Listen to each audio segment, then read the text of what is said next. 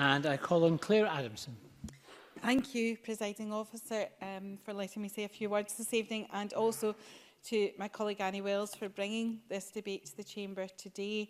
I'd also like to welcome to the gallery members of the consortium who HIV Scotland brought together to work on the strategy which will be launched this week, which is the Roadmap to Zero, which is about ending stigma for people living and affected by AIDS.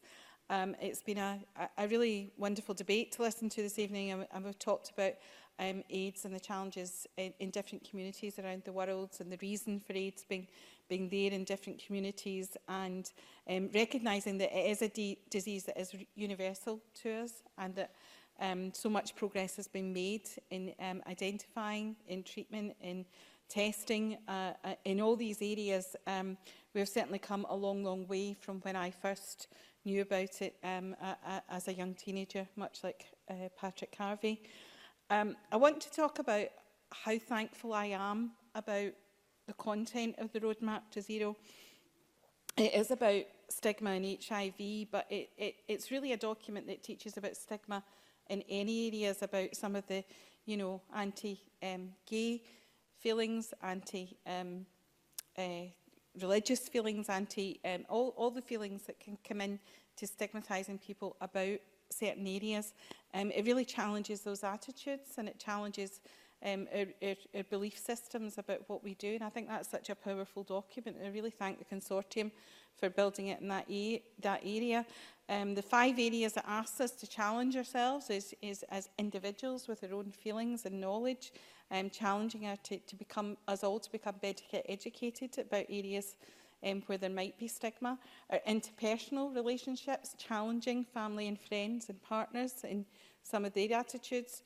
Organisationally, in our workplaces, in our social institutions, anywhere that we see that stigma being applied to people living with AIDS, we can challenge it in our communities. And also our community and cultural values, and I said each community will have its own experience of AIDS. For some, it will be a sexual health issue. For others, it will have been from drugs issues. And we have to recognise those and understand those before we can truly tackle, reduce infections, but also reduce that stigma to zero. And of course, our national laws and our public policy have to reflect that anti-stigma message has to be at the heart of what we're doing. So I just want to finish by mentioning what the partners have all committed to do, which the 5 things which I think are so important. They want to end HIV-related stigma in Scotland. They want to participate fully in designing, implementing and monitoring programmes to reduce stigma. They want to work collaboratively with other partners to introduce necessary policy changes.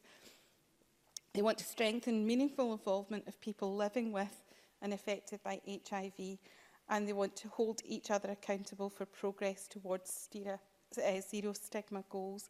And I think those 5 asks are so powerful, so important, and I wish the consortium all the best moving forward, and also should mention the funding from MacAIDs that made all this report possible. It's a very powerful document and something that I think we should all be reading and taking on board in our jobs as politicians. Thank you.